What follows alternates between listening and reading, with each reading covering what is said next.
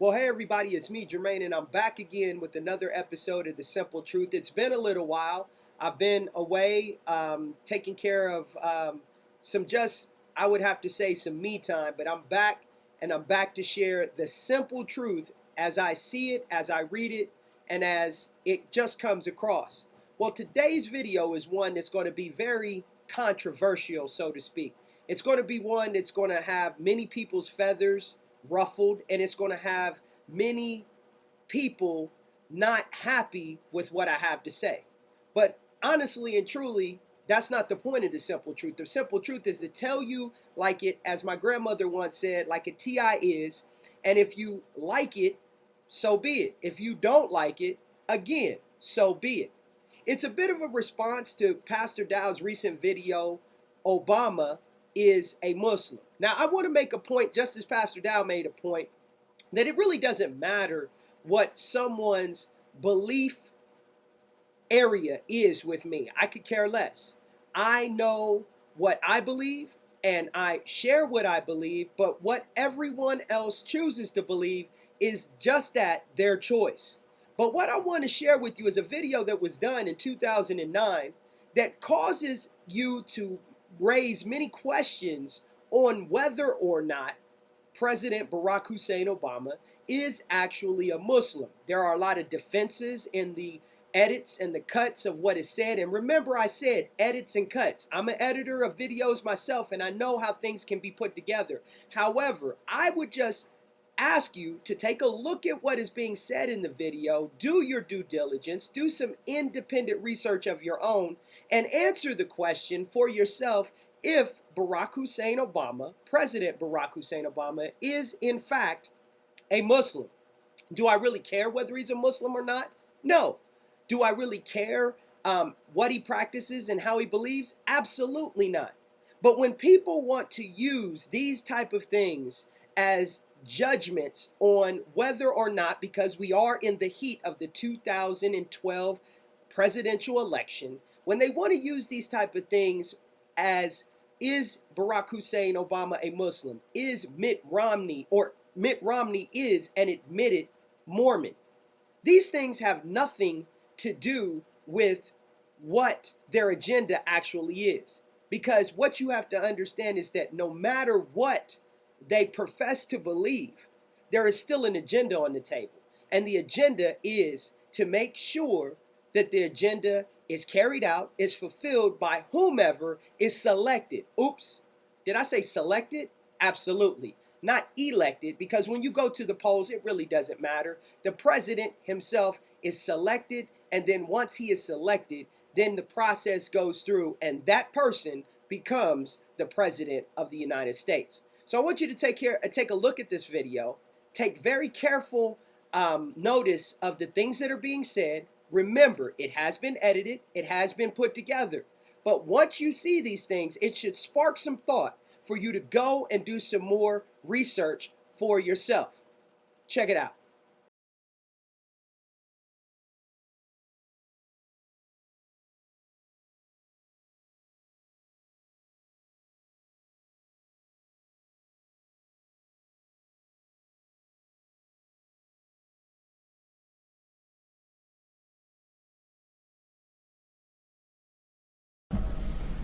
Assalamu alaikum.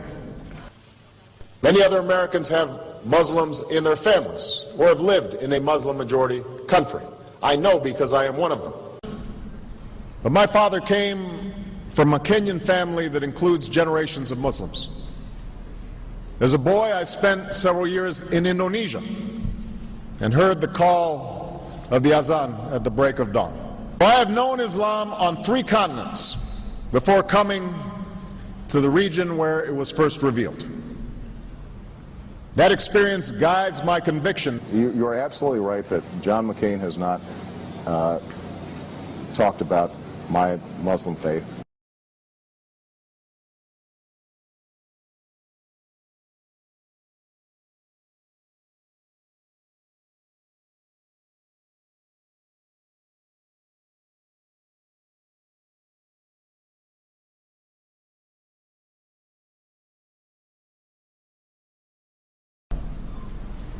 As the Holy Quran tells us, the Holy Quran teaches that, the Holy Quran tells us, and the Holy Quran also says,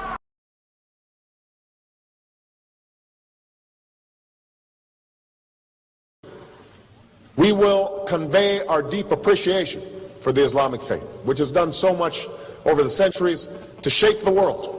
I would like to speak directly to the people and leaders of the Islamic Republic of Iran. Your great and celebrated culture.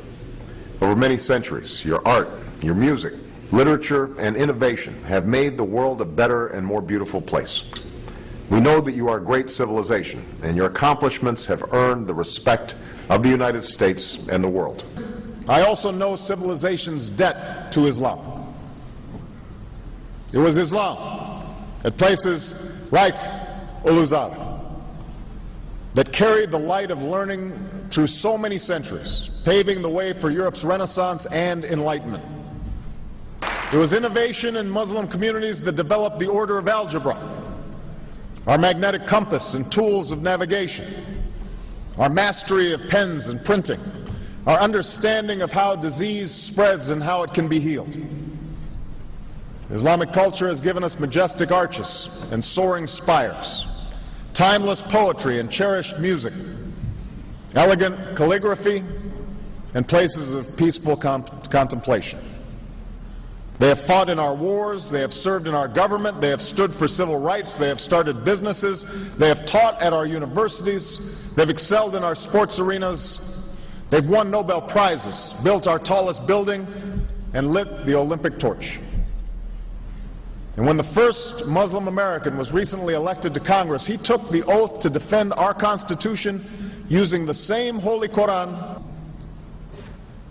In ancient times and in our times, Muslim communities have been at the forefront of innovation and education.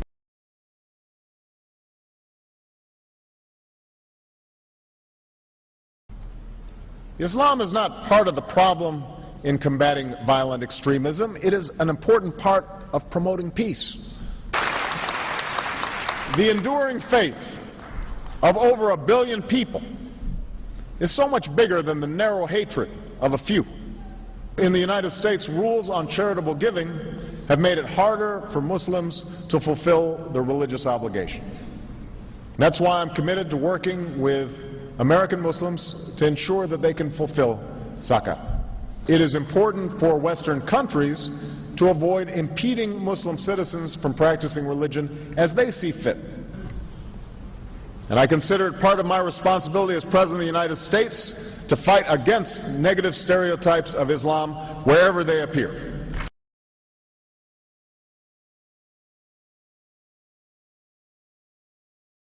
We are no longer a Christian nation. We do not consider ourselves a Christian nation. The United States has been enriched by Muslim Americans. Since our founding, American Muslims have enriched the United States. Islam has always been a part of America's story. There is a mosque in every state in our union and over 1,200 mosques within our borders. You know, one of the points I want to make is that if you actually took the number of Muslims Americans, we'd be one of the largest Muslim countries in the world. Let there be no doubt, Islam is a part of America.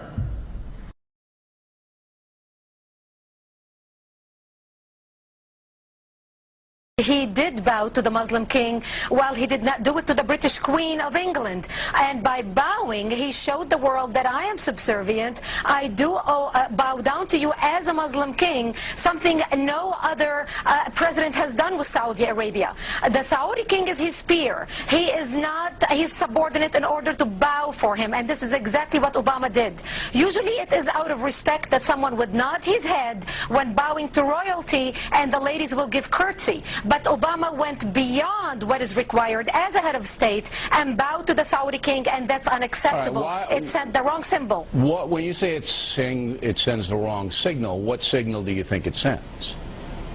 It sent a message that Islam is superior to any other master or king or president in the world, that an American president bowed to a Muslim king. It also sent a message that terrorism and jihadism is giving Islam the respect it should have on the world stage, to the point that it made an American president, for the first time in history, bow to a Muslim king.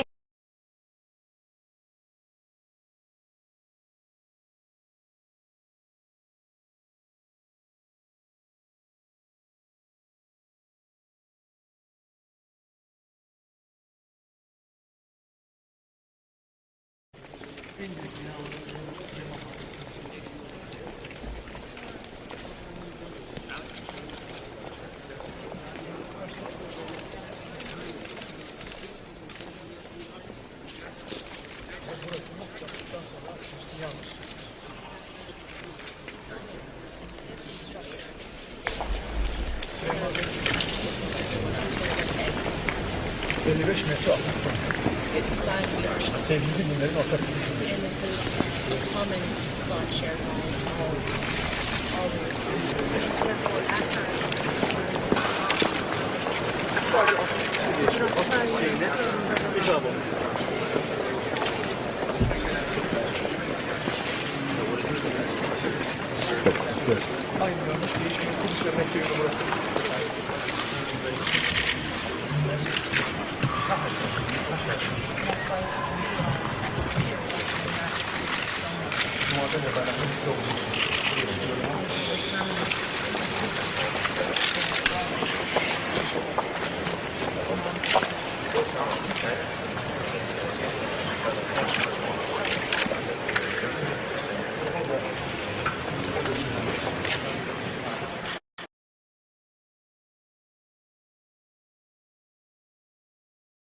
Presidential candidate Barack Obama is trying to change political fashion. He gave a speech in Iowa City today, and he wasn't wearing an American flag pin. Those pins have become synonymous with politicians since 9/11. Obama says he doesn't like how the pin has come to represent patriotism in America. I won't wear that pin on my chest. It's a little weird, Alan, that in the middle of the campaign, the guy takes off the American flag that most people wear because they're proud of their country. Let me speak as clearly and as plainly as I can. America is not and never will be at war with Islam.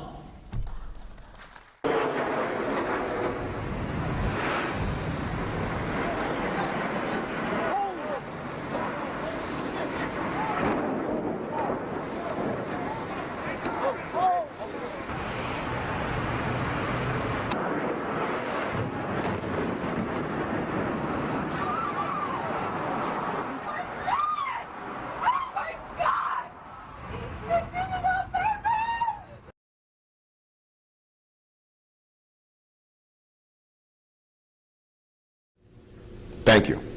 And Shoma Mubarak. Now there you have it, ladies and gentlemen. It doesn't matter what I say. It doesn't matter what anyone puts together. But what does matter is that we take the time. The simple truth of it is that we take the time, do the independent research, and think for ourselves, not be guided by the crafty and very stage played words that are put together by either candidate or either politician. There's an old saying that goes that when a politician's mouth is moving, it's a guarantee that they're lying. I want to thank you for joining me on this episode of The Simple Truth.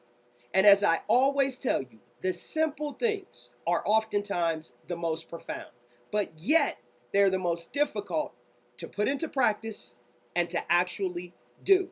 I want to thank you, and you for joining me, and I'll see you again real soon.